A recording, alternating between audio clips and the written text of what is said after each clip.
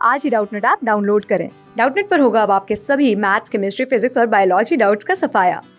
बस अपने क्वेश्चन की फोटो खींचो, उसे क्रॉप करो और तुरंत वीडियो सोल्यूशन पाओ। Download now. हेलो फ्रेंड्स, यहाँ पे एक क्वेश्चन गिवन है। Combined gas equation is correctly represented as, और यहाँ पे इसके 4 ऑप्शंस गिवन है। तो इस क्वेश्चन को हम लोग स्टार्ट करते हैं। तो इस क्वेश्चन को सॉल्व करने के लिए हमें अप्लाई करना होगा आइडियल गैस इक्वेशन, ठीक है, ताकि हम लोग कंबाइंड गैस इक्वेशन निकाल सके। तो यहाँ पे ये होगा आइडियल गैस इक्वेशन। हम लोग जानते हैं कि होता है P V is equal to N R T, ठीक है, जहाँ पे पी होता है प्रेशर, वी होता है वॉल्यूम, एन होता है नंबर ऑफ मोल्स, आर होता है यूनिवर्सल गैस कांस्टेंट, टी होता है टेम्परेचर इन केल्विन, ठीक है। अब जो कंबाइंड गैस इक्वेशन का मतलब है, इसको अगर हम लोग समझें तो ये ऐसा कह रहा है कि एक कोई पर्टिकुलर गैस है, ठीक है, ये किसी प्रोसेस को अंडरगो कर रहा है सपोज, ठीक है, जो स्टेट 1 से स्टेट 2 में इसका कुछ ट्रांजिशन हो रहा है।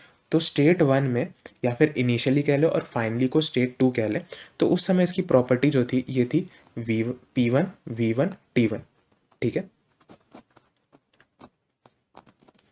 मतलब इनिशियली इसका जो प्रेशर वॉल्यूम टेम्परेचर था ये था P1 V1 एंड T1, ठीक है, और finally P2 V2 and T2 हो गया, ठीक है। Number of moles of gas generally processes में चेंज नहीं करता, तो number of moles of gas fix रहा, ठीक है।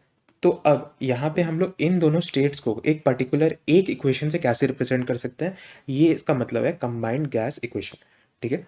तो अब हम लोग सबसे पहले आइडियल गैस इक्वेशन को अप्लाई करते हैं स्टेट 1 एंड स्टेट 2, मतलब इनिशियली एंड फाइनली भी कह सकते हैं, इन दोनों पे अप्लाई करते हैं। तो सबसे पहले 1 के लिए, तो यहाँ से आ जाएगा P1 V1 is equal to N R T1, ठीक है, और यहाँ से सेकेंड से आ जाएगा P2 V2 is equal to N R T2, ठीक है।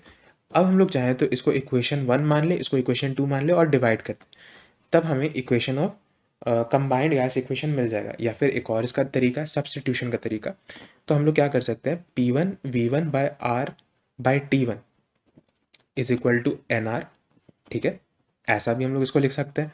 यहाँ पे हमने कॉन्स्टेंट्स को एक तरफ रखा क्योंकि नंबर ऑफ मोल्स कांस्टेंट था, और आर मतलब यूनिवर्सल गैस कांस्टेंट, तो हमेशा ही कांस्टेंट होगा, और वेरिएबल्स P1 V1 और T1 को एक तरफ रखा। सिमिलरली स्टेट 2 या फिर फाइनल कंडीशंस के लिए भी हम लोग सेम चीज़ करते हैं। तो यहाँ पे ये इक्वेशन 1 है और यहाँ पे ये इक्वेशन 2 है, तो एन आर दोनों के लिए फिक्स है। तो इसको हम लोग लिख सकते हैं P1 V1 by T1 is equal to P2 V2 upon T2, ठीक है। अब अगर हम लोग चाहें तो प्रेशर वॉल्यूम को एक तरफ और सारे टेम्परेचर्स के टर्म को एक तरफ भी रख सकते हैं। तो यहाँ से हमें मिलेगा P1 V1 upon P2 V2 is equal to T1 by T2, ठीक है। तो इसका मतलब ये हमारा होगा कंबाइंड गैस इक्वेशन, ठीक है, और यही इस क्वेश्चन का हमारा सही आंसर है, ठीक है।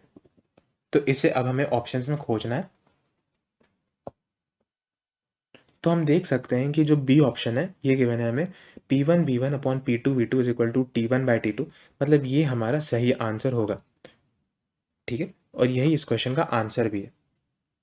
और rest of the options are wrong, क्योंकि ये इस फॉर्मेट को सेटिस्फाई कोई भी नहीं कर रहा। तो B is the correct answer of this question. Thank you. Class 6 से 12 से लेके नीट, IIT, JEE मेंस और एडवांस के लेवल तक 10 मिलियन से ज्यादा स्टूडेंट्स का भरोसा। आज ही डाउनलोड करें डाउटनेट ऐप या व्हाट्सएप कीजिए अपने डाउट्स 8400 400 400 पर।